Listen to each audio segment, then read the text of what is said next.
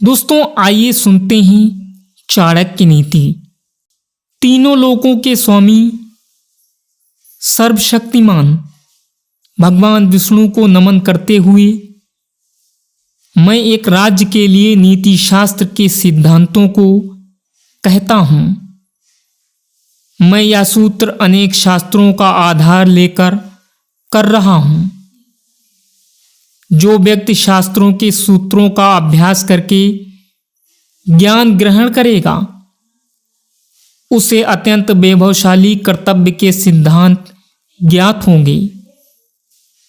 उसे इस बात का पता चलेगा कि किन बातों का अनुसरण करना चाहिए और किन का नहीं। उसे अच्छाई और बुराई का भी ज्ञात होगा और अंततः उसे सर्वोत्तम का भी ज्ञान होगा।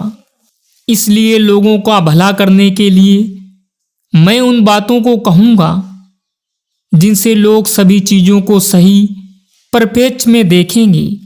एक पंडित भी घोर कष्ट में आ जाता है यदि वह किसी मूर्ख को उपदेश देता है।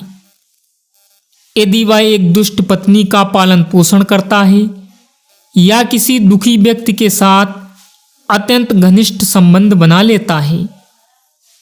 दुष्ट पत्नी, झूठा मित्र, बदमाश नौकर और सर्प के साथ निवास साक्षात मृत्यु के समान है। व्यक्ति को आने वाली मुसीबतों से निपटने के लिए धन संचय करना चाहिए। उसे धन संपत्ति त्याग कर भी पत्नी की सुरक्षा करनी चाहिए। लेकिन यदि आत्मा की सुरक्षा की बात आती है तो उसे धन और पत्नी दोनों को तुच्छ समझना चाहिए। भविष्य में आने वाली मुसीबतों के लिए धन एकत्रित करें। ऐसा ना सोचें कि धनवान व्यक्ति को मुसीबत कैसी। जब धन साथ छोड़ता है तो संगठित धन भी तेजी से घटने लगता है। चाणक्य जी के अनुसार उस देश में निवास ना करें जहां आपकी कोई इज्जत ना हो, जहां आप रोजगार नहीं कमा सकते, जहां आपका कोई मित्र नहीं है और जहां आप कोई ज्ञान अर्जित नहीं कर सकते। दोस्तों चाणक्य जी कहते हैं नौकर की परीक्षा तब करें जब वह कर्तव्य का पालन ना कर रहा हो। रिश्तेदार की परीक्षा तब करें जब आप मुसीबत से घिरे हों। मित्र की परीक्षा विपरीत परिस्थितियों में करें और जब आपका वक्त अच्छा ना चल रहा हो तब पत्नी की परीक्षा करें। दोस्तों अच्छा मित्र वही है जो हमें इन परिस्थितियों में ना त्यागे। आवश्यकता पड़ने पर, किसी दुर्घटना पड़ने पर, जब अकाल पड़ा हो, जब युद्ध चल रहा हो, जब हमें राजा के दरबार में जाना पड़े और जब हमें शमशान घाट जाना पड़े। चाणक्य जी कहते हैं जो व्यक्ति किसी नाशवत चीज के लिए कभी नाश नहीं होने वाली चीज को छोड़ देता है तो उसके हाथ से अविनाशी वस्तु चली ही जाती है। इसमें कोई संदेह नहीं है कि नाशवान को भी वह खो देता है। एक बुद्धिमान व्यक्ति को किसी की इज्जतदार घर की अविवाहित कन्या से किस व्यंग होने के बावजूद भी विवाह करना चाहिए। उसे किसी हीन घर की अत्यंत सुंदर स्त्री से भी विवाह नहीं करना चाहिए। शादी विवाह हमेशा बराबरी के घरों में ही उचित होता है।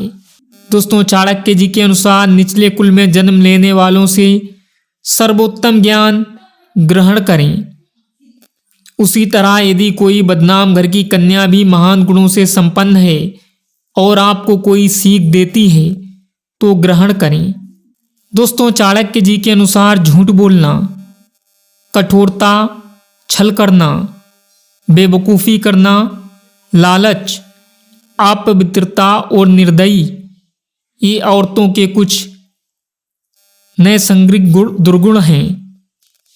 भोजन के योग्य पदार्थ और भोजन करने की क्षमता, सुंदर स्त्री और उसे भोगने के लिए काम शक्ति, पर्याप्त धनराशि तथा दान देने की भावना, ऐसे संयोगों का होना सामान्य तप का फल नहीं है।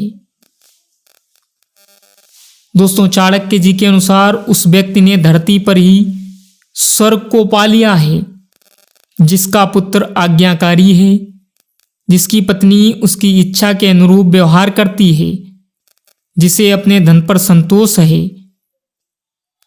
पुत्र वही है जो पिता का कहना मानता हो, पिता वही है जो पुत्रों का पालन पोषण करे, मित्र वही है जिस पर आप विश्वास कर सकते हो, और पत्नी वही है जिससे सुख प्राप्त हो।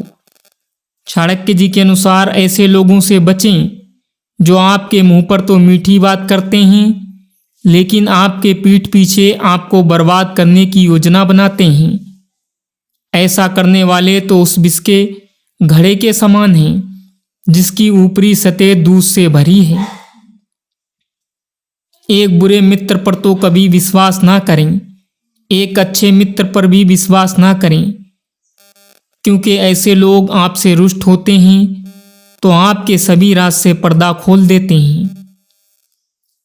दोस्तों चाणक्य जी के अनुसार मन में सोचे हुए कार्य को किसी के सामने प्रकट ना करें, बल्कि मनन पूर्वक उसकी सुरक्षा करते हुए उसे कार्य में परिणत कर दें।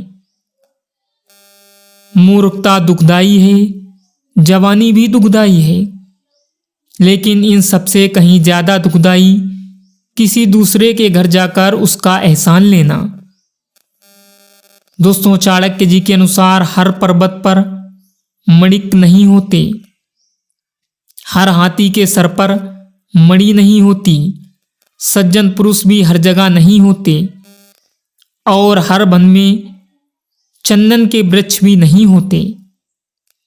बुद्धिमान पिता को अपने पुत्रों को शुभ गुणों की सीख देनी चाहिए, क्योंकि नैतिक और ज्ञानी व्यक्ति की ही कुल में पूजा होती है।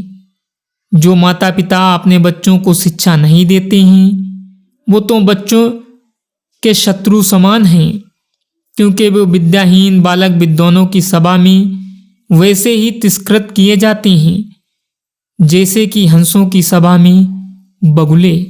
दोस्तों लाड प्यार से बच्चों में गलत आदतें ढलती हैं, उन्हें कड़ी शिक्षा देने से वे अच्छी आदतें सीखती हैं। इसलिए बच्चों को जरूरत पड़ने पर दंडित करें, ज्यादा लाड़ ना करें। दोस्तों पत्नी का त्याग होना, अपने ही लोगों से बेइज्जत होना, बचा हुआ ऋण, दुष्ट राजा की सेवा करना, गरीबी एवं दरिद्रता की सभा, ये 6 बातें शरीर को बिना अग्नि ही जला देती हैं। नदी के किनारे वाले वृक्ष, दूसरों के व्यक्ति के घर में जाने वाले अथवा रहने वाली स्त्री एवं बिना मंत्रियों का राजा, ये सब निश्चय ही शीघ्र नष्ट हो जाते हैं। चाणक्य जी के अनुसार एक ब्राह्मण का बल तेज और विद्या है, एक राजा का बल उसकी सेना में है, और एक वेश्या का बल उसकी दौलत में है, तथा एक शूद्र का बल उसकी सेवा और परिणता में है। दोस्तों चाणक्य जी के अनुसार एक आदर्श औरत वो है जो अपने पति की सुबह माँ की तरह सेवा करे और दिन में एक बहन की तरह प्यार करे और रात में एक वेश्या की तरह खुश करे। तो आज का वीडियो दोस्तों इतना ही। हम आशा करते हैं कि आज की चाणक्य नीति आपको पसंद ज़रूर आई होगी। मैं मिलता हूँ अगले वीडियो में किसी और नई जानकारी के साथ। तब तक आप रहिए स्टे मोटिवेट, स्टे फियरलेस। जय हिंद।